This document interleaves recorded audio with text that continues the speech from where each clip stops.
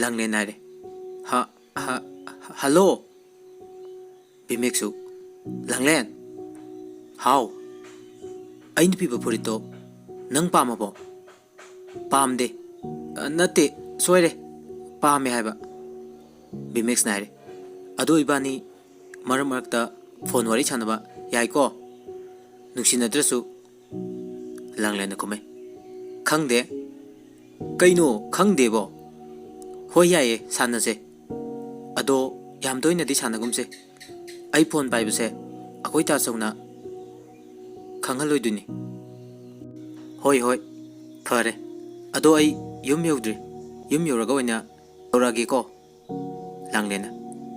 hoi Sonia se kaide mutatuino Sonia na se sida namdoba ado nang phone se makol haudana thamage langlena khumai Hoi thamo asumna Sonia na langlenda phone gi maram da khara takpire asapo tusu chaminare aduga manaw nu pa gi su khara purga chatkre somna na Bimex mayum yore Bimex ki maman hare kadai chatluino thoi nangbo Bimex na kome ima thaba ama chalubani mama na makha tare ado nang nachalupi heng la kan habado Lobom ta chaluko napadi thabak sangoi hai Bimex na kumi hoi ma ai chaluge asi hairam laga Bimex magi ka ta changkre aduga langlen da muk call tawi adubu langlen di pairaktre somdana nanaw machi ga wari sanari nanaw na hare che ngasai cha podo yam hawingo ado dada da mathang lakpa da su adugu ma leiru hayo Langlen na kume nang hek hairu ro nanaw na haige phone tawa dudi taning de masi ngang sidi adu che nang bu phone tawa haijarabo haire na ngasai Sonia na loi takle adu che nang phone do game yaudro khangde ai yauram ni yenge piro mon makha da lebani ai ta chaw bi nak ta chalukhige aduga chak chanab tawrasiko Langlen mabungi manakta lai Langlen na kaure tasau kaidore chandom be hayeng ayuk to mabuk lakani chathong mon wari sana dabu lai hairam bani tompong na khume hayeng mabuk lakane ba kari wari amuk saraktui chano Langlen haire ado hayeng chathokanu ko yu amuk thaksil lurade wari sana ba yaroi ba Tompo hoi ichan to mina haiba inge ado ichan to bi akoi chak loirabo loire thira dawni charase thiruro tachaw gidine yam thirunu kitang khak thiu asumna machin manaw chak chaminare aduga thaba inkhang loi loselamaga tumba changlakpada phone adu yengloi miss call nipal lerme Sonia ge ani Bimex ki taruk lerme Langlen Sonia da hana call tawe Langlen hello Sonia kai tawrage nang call tawrami se Sonia na ri noi chado aingol da call tawrame nang phone chupai pai dai kai gino ai chakhum gi thabak loiselu bane ado mana nangi number di kamaina khangi ba da sanjit tagi lobo era male ado nang mongon da call am ta tawo As kai wari sana doino tan di tali ha kok taw he phone no mina pirai na tro Langlen na as hoi tawge tawro ai thamage ko Langlen hoi Sonia phone thamgre ngasai makai wari sana ri badu Langlen di phaju manung da तपना सानबनी हंदक लांगलेन मपान थोरे अदुगा बिमेक्स call तौरे ring कुइने खिंगदे बिमेक्सु phone चटपगा सत पाइरे बिमेक्स ना हरे hello लांगलेन how चाक चारबो चारे दाथोइदी चारबो होय आइसु चारे अदो कइंजांग चागे नंगबो लांगलेन खुमे कांगसोई थोंगे अदो लांगलेन आई मतम खरदी नंगी ननाक्ता लाकपा ngमोइदोरे अखोय बा नैंगोंदा थबक खरा सिनरे अदुना आई नंगदी पाव अदुम फाउना निंगबा अदुनने आइना नंगोंदा फोन अमा पीरिदो नंग आइगोंदा लाना खनब्रो लांगलेन खुमै आई केमता खनदेदा बिमेक्स ना तुमनिंगबो नंगबो तुमनिंगदेदा ngaiko nang hojik kai de laino langlena khume ai mapan da lay bimex as farese imung chango kang chi ani aduga fajana potharo hayeng fajana sanarasi ko langlena haide ado da thoi hayeng eukti call torakanu ko akhoi mabuk lakane ba hoi hoi adudi nangna sangmu matam da oina aingonda call toro ko होई तौरके अदो दाथोय phone से पैसा क्या याखीगे बिमेक्स ना नोकफे तौना है था हुंगी free ने नंग तौनिंग तौ फोन बैलेंस दी लोइरोये लांगलेना ओ फरेसे नंग चंगो इमुंगदा कांगची अनेबा थम्मगे को अदुदे अदो नंग हयेंग एंगोंदा सोइतनदी कॉल तौरो को लांगलेना होई तौरके फरे फरे थमो थमो असुमना फोन थमनक्रे लांगलेन तुम चंगे अदुबु तुम थबदि यारमदे तुमगे हाइदुना ममित उसेली बिमेक्सबु हेक्ता उरे अमुक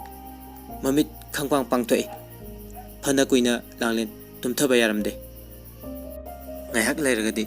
adum tum thakre nongale mama bok ayuk nganna lai mama bok na langlen langlen khome e mabo yam ngalina nang ta chau unaba phangaroidrana nganna lai ne chathokhrabo mabo chathokti mabo tumba hogatri ai hawduluge se sida phamamu mama bok na hoi hoi ngaihak lerga tompok thokle tompok na re mabo sida sum lairo kai kai yogduino mama bong na khome kaisu thoidoba chatloida nang unage na lakpani kai leirage mabo nanga wari ma sanage na lakpani aina haidori nang yadaba su yaroi ko tompok na kai matangi no mabo nangi naim na kai panbagi matangi ni tompok na haire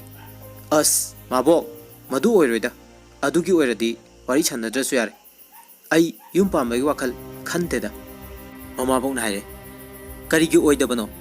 oinaba mabong na loisinngani nangsu wakhal lumuna khanthongne tompo nasal se am wazarbani ne nang nei mungi mateng khajikta orasu pangba nate nasal sina pumnama hotnaribani nangsu munna khalune yumsigi nangna hal sana leire aduga nangna ngawsina duna leire kanana imuksibu usit tawri tawnu tompo mabong na silibase noigi damakni nang yadaba yaroi ko tompo angawa ingondabu lainina yarebe nupi dubu karamba nupi no ne makok chak chalo natragana sono khara khara subro hai warem do nganganu aina fadana loina silabani athubu matamda lohongna batausi lohongbada changadaba punamak aina loi tawgani yare sida wa makha taranu mabong na silise nang yadaba yaroi fare mabok chatlage ichal tombe nang bukai de lege ne mabok chatlage ne langlen imung dagi thokle mama mokta mabo chatlage hairo chak charaga chatlo chararoi mabok se khong yami kuine lei thokpa yadre re fare nang thabok losindoba losinjaro mabok chatle ko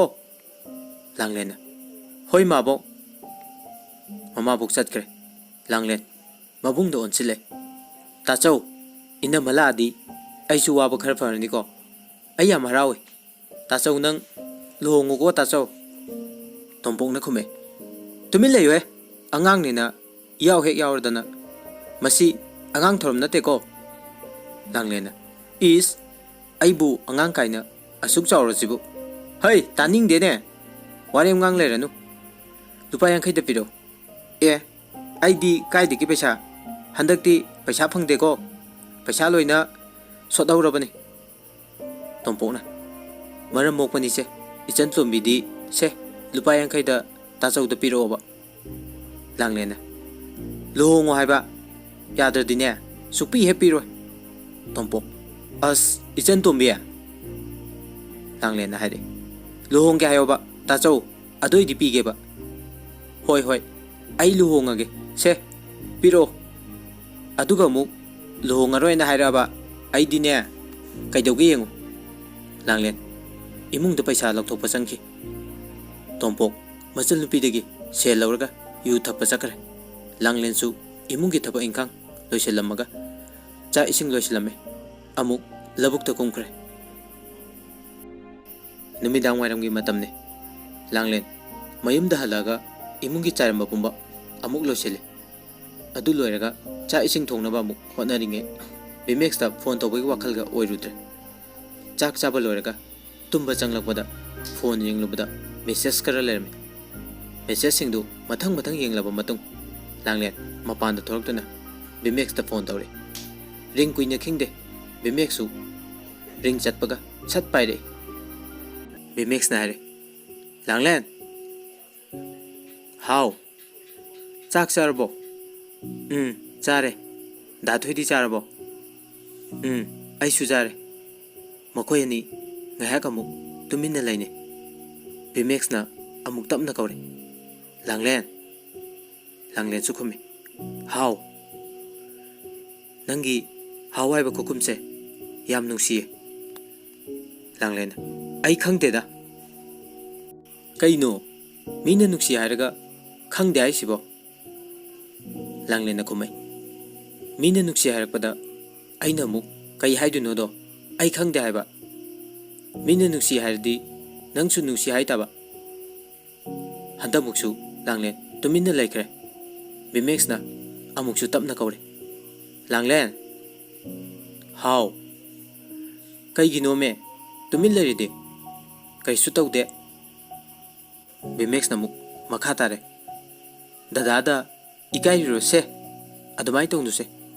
ꯋꯥ ꯈꯔ ꯉꯥꯡꯅꯁꯦꯕ꯫ ꯑꯩꯗꯤ ꯅꯪꯒꯤ ꯅꯆꯜꯗꯨꯅ break ꯐꯥꯗꯈꯩ ꯄꯦꯗ꯭ꯔꯣꯡ ꯄꯦꯗ꯭ꯔꯣꯡ ꯂꯣꯟꯕꯗꯣ ꯑꯗꯨꯅꯦ ꯑꯩꯅ ꯇꯥꯅꯤꯡꯂꯤꯁꯦ꯫ ꯑꯗꯣ ꯉꯥꯏꯀꯣ ꯅꯪ ꯍꯧꯖꯤꯛ ꯃꯄꯥꯟꯗ ꯂꯩꯔꯣ? ꯐꯣꯟ ꯇꯧꯕꯒꯤ ꯊꯣꯛꯂꯛꯄꯅꯦ꯫ ꯅꯪꯁꯦ ꯑꯩꯒ ꯋꯥꯔꯤ ꯁꯥꯟꯅꯅꯕ ꯍꯣꯠꯅꯕꯗ ꯌꯥꯝ ꯋꯥꯔꯦꯀꯣ? ꯋꯥꯗꯦꯗ ꯁꯤꯗꯤ ꯊꯕꯛ ꯁꯨꯕꯁꯨ ꯅꯠꯇꯅ ꯋꯥꯔꯤ ꯁꯥꯟꯅꯕꯕꯨ ꯀꯩꯗ ꯋꯥꯗꯣꯏꯅꯣ? ꯑꯗꯨ ꯑꯣꯏꯔꯁꯨ ꯅꯨꯡꯉꯥꯏꯇꯦ ꯆꯪꯉꯣ ꯏꯃꯨꯡꯗ ꯑꯗꯨꯒ ꯃꯦꯁꯦꯖ ꯑꯣꯏꯅ ꯊꯥꯅꯔꯁꯦ꯫ ꯂꯥꯡꯂꯦꯟ ꯍꯥꯏꯔꯦ ꯑꯩꯗꯤ ꯃꯦꯁꯦꯖ ꯊꯥꯕ ꯍꯩꯒꯗ꯭ꯔꯅꯦ? ꯍꯩꯅꯤꯌꯦ ꯑꯩꯅ ꯉꯁꯥꯏ ꯊꯥꯈꯤꯕ ꯃꯦꯁꯦꯖꯇꯣ ꯅꯪ ꯄꯥꯕ ꯅꯠꯇ꯭ꯔꯣ? ꯄꯥꯏꯌꯦ꯫ ꯄꯥꯕ ꯂꯣꯏꯕꯒꯅꯦ ꯐꯣꯟ ꯇꯧꯔꯛꯏꯁꯦ꯫ ꯅꯪꯅ ꯃꯦꯁꯦꯖ ꯄꯥꯔꯤꯗꯣ ꯑꯗꯨꯒꯤ ꯃꯈꯥꯗ ꯐꯟ ꯐꯟ ꯆꯣꯡꯕ ꯆꯥꯈꯩ ꯃꯆꯥ ꯑꯃ ꯂꯩꯔꯝꯅꯤ ꯑꯗꯨꯗ ꯅꯝꯁꯤꯜꯂꯣ ꯑꯗꯨꯒ ꯏꯅꯕ ꯊꯣꯛꯂꯛꯀꯅꯤ꯫ ꯑꯗꯨꯗ ꯅꯪꯅ ꯏꯅꯤꯡꯕꯗꯣ ꯏꯔꯣ꯫ ꯁꯥꯏꯠꯇ ꯑꯦꯔꯣ ꯑꯃ ꯌꯥꯎꯔꯝꯒꯅꯤ ꯑꯗꯨꯗ ꯅꯝꯃꯣ ꯑꯗꯨꯒ ꯑꯩꯉꯣꯟꯗ ꯑꯗꯨꯝ ꯌꯧꯔꯛꯑꯅꯤ꯫ ꯂꯥꯡꯂꯦꯟꯅ ꯍꯣꯏ ꯑꯩ ꯍꯩꯕ꯭ꯔꯥ ꯌꯦꯡꯒꯦ꯫ ꯌꯦꯡꯉꯣ ꯍꯩꯅꯤꯗ ꯑꯗꯣ ꯋꯥ ꯑꯝꯇ ꯍꯥꯏꯍꯧꯒꯦ꯫ ꯍꯥꯏꯌꯣ ꯀꯩ ꯋꯥꯅꯣ? ꯍꯧꯖꯤꯛ ꯅꯪꯒꯤ ꯐꯣꯇꯣ ꯑꯝꯇ ꯊꯥꯔꯛꯀꯦꯔꯥ? ꯂꯥꯡꯂꯦꯟꯅ ꯐꯣꯇꯣꯒꯤ ꯋꯥꯗꯨꯗꯤ ꯍꯌꯦꯡ ꯇꯧꯔꯁꯦ ꯑꯩ ꯑꯗꯨꯃꯗꯤ ꯍꯩꯗꯧ ꯃꯥꯟꯗꯦ꯫ ꯍꯌꯦꯡ ꯁꯣꯅꯤꯌꯥ ꯍꯣꯏꯗ ꯆꯠꯂꯒ ꯃꯥꯒ ꯀꯥꯞꯃꯤꯟꯅꯔꯒ ꯊꯥꯔꯛꯑꯒꯦ꯫ ꯍꯣꯏ ꯍꯣꯏ ꯐꯔꯦ ꯑꯗꯣ ꯍꯧꯖꯤꯛ ꯃꯦꯁꯦꯖꯇꯤ ꯊꯥꯔꯛꯎꯀꯣ꯫ ꯂꯥꯡꯂꯦꯟꯅ ꯈꯨꯝꯃꯦ ꯍꯣꯏ ꯑꯗꯨꯗꯤ ꯊꯝꯃꯒꯦꯀꯣ꯫ ꯐꯔꯦ ꯐꯔꯦ ꯊꯝꯃꯣ꯫ Phone ꯊꯝꯅꯈ꯭ꯔꯦ꯫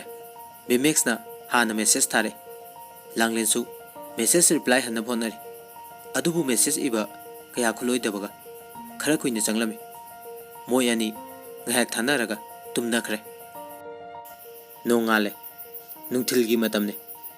langlen thabak satkedabasu laite haidana Sonia hoide lai photo thanabamta ta'u hairame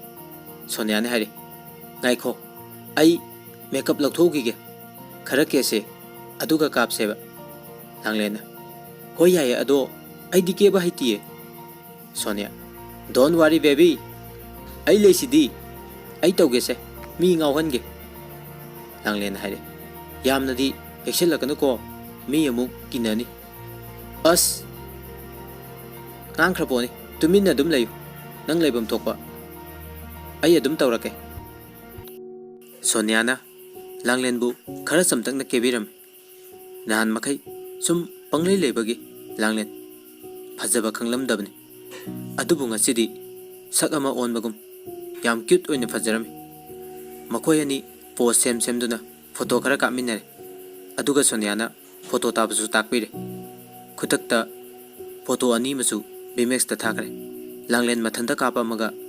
Sonia makhoi ni kaminaba maga ngayak makhoi ani phone gi maramda khara taknaraga langlen su mayum da le man mayum hek yobaga bimex na call tawre